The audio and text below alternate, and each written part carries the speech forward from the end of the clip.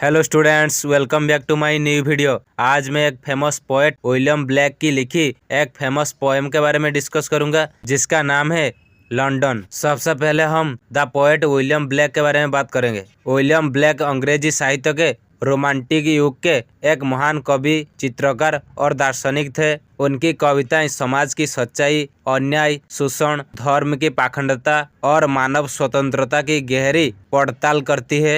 उनकी प्रसिद्ध कविता लंदन सन 1794 में प्रकाशित उनके काव्य संग्रह सॉन्ग्स ऑफ एक्सपीरियंस का एक महत्वपूर्ण हिस्सा है। यह कविता 18वीं शताब्दी के लंदन शहर की भयावह सामाजिक स्थिति को उजागर करती है। ब्लैक यहाँ लंदन को विकास और समृद्धि का प्रतीक नहीं बल्कि दुख, गरीबी, दमन और नैतिक पतन का शहर दिखाते हैं। अब हम लंदन टाइटल का अर्थ क्या है इसके बारे में बात करेंगे। लंदन केवल एक शहर का नाम नहीं है।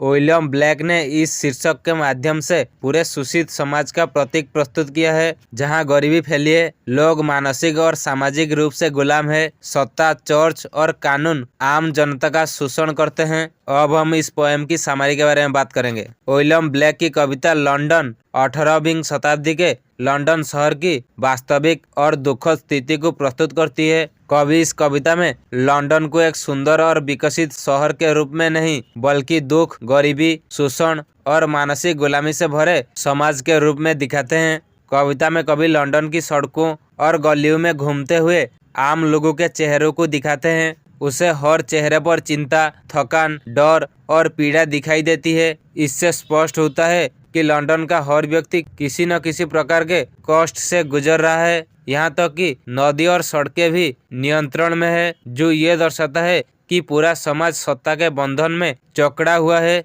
कवि बताते हैं कि लोगों की सबसे बड़ी समस्या उनकी मानसिक गुलामी है। लोग कानून, धर्म और सामाजिक नियमों के डर से अपने मन और विचारों को स्वतंत्र नहीं रख पाते। वे स्वयं ही अपने मन में डर और बंधन बना लेते हैं, जिससे वे अन्याय के खिलाफ आवाज नहीं उठा पाते। कविता में कवि मासूम बच्चों की स्थिति पर भी दुख प्रकट करते हैं। छोटे छोटे बच्चों को चिमनी साफ करने जैसे खतरनाक काम करने पड़ते हैं, लेकिन चर्च जैसी धार्मिक संस्थाएं उनकी मदद करने के बजाय चुप रहती है। इसमें धर्म की पाखंडता सामने आती है। इसके साथ ही कवि सैनिकों की दुर्दशा का भी वर्णन करते हैं। सैनिक देश की रक्षा के नाम पर अपने प्राण त्यागते हैं, लेकिन वास्तव में उनकी बलि राजा और सरकार की गलत नीतियों के कारण दी जाती है। कविता के अंत में कवि रात के समय वेश्याओं की आवाज, बीमारियों और टूटते हुए पारिवारिक संबंधों का वर्णन करता है। इससे पता चलता है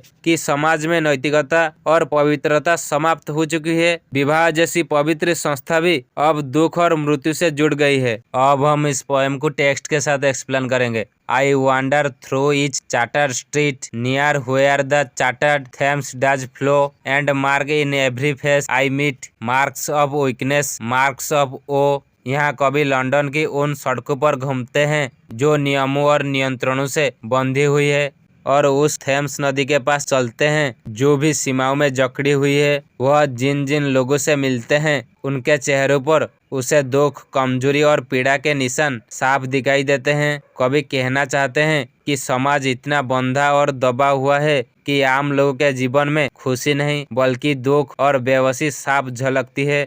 in every cry of every man, in every infants cry of hear, in every voice, in every ban the mind forged manacles I hear. यहाँ कवि कहते हैं हर आदमी की हर पुकार में, हर बच्चे के डर से भरे रोने में, हर आवाज में और हर लगाए गए प्रतिबंध में मुझे मन से बनाए गए बंधनों की जंजीरों की आवाज सुनाई देती है। कवि कहना चाहते हैं कि लोग शारीरिक नहीं बल्कि मानसिक गुलामी में जकड़े हुए हैं। समाज के नियम, डर और सोच लोगों को बांध कर रखे हुए हैं, इसीलिए हर जगह पीड़ा और बेबसी सुनाई देती है। How the chimney sweepers cry, every blackening church apples and the helpless soldiers Sai runs in blood down palace walls. यहाँ कवि कहती है चिमनी साफ करने वाले बच्चों की रुती चिकती आवाज उस चर्च को काला कर देती है जो खुद पवित्र कहलाता है, और बेबस सैनिकों की गहरी आहें मोहल्लों की दीवारों पर खून बनकर बहती हुई लगती है।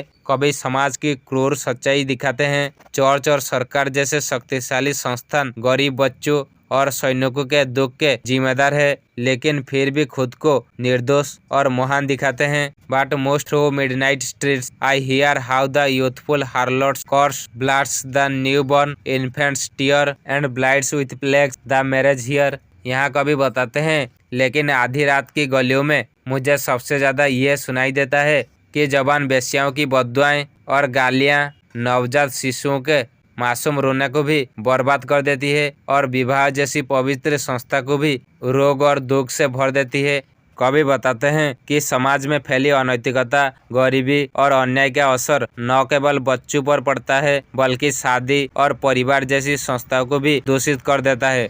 अब हम इस पोएम की निष्कर्ष क्या है इसके बारे में बात करेंगे। लंदन पोएम केवल एक शहर का वर्णन नहीं है, बल्कि एक बीमार समाज का चित्रण है, जहां सत्ता, धर्म और कानून मानवता के विरुद्ध खड़े हैं। यह कविता आज भी उतनी ही प्रासंगिक है, क्योंकि गरीबी, शोषण, मानसिक गुलामी आज भी मौजूद है। यह था लंदन पोएम की समरी।